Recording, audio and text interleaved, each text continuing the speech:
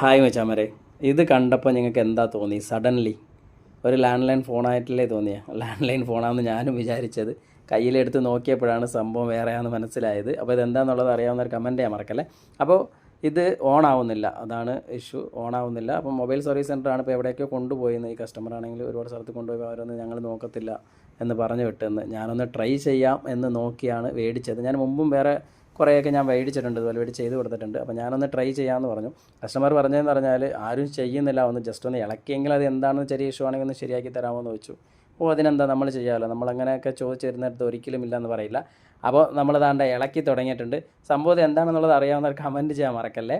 എനിക്ക് അതിനുശേഷം മനസ്സിലായി ഇത് എന്താ സാധനമെന്ന്. ഈ കസ്റ്റമറിന് ഇത് അർജൻറ്റാണ്, വേറൊരെണ്ണം മേടിക്കാനുള്ള സിറ്റുവേഷൻ ഇല്ല ഇപ്പം എന്ന് പറഞ്ഞു. അതുകൊണ്ട് ഞാനും ഒന്ന് ഇളക്കാമെന്ന് പറഞ്ഞു. അപ്പോൾ ഇങ്ങനെ ചോദിച്ചു വരുന്നതായിട്ട് നമ്മൾ ഒരിക്കലും ഇല്ലയെന്ന് പറയാൻ പറ്റത്തില്ല. ഞാൻ എന്തായാലും ഇളക്കി ശ്രമിക്കാം. ഓണാവാം, ഓണാവാതെ ഇരിക്കാം, എന്ത് വേണമെങ്കിലും സംഭവിക്കാം. ഞാൻ എന്തായാലും ഫുൾ വീഡിയോ അപ്ലോഡ് ചെയ്യാൻ വെച്ചാൽ ബൈ.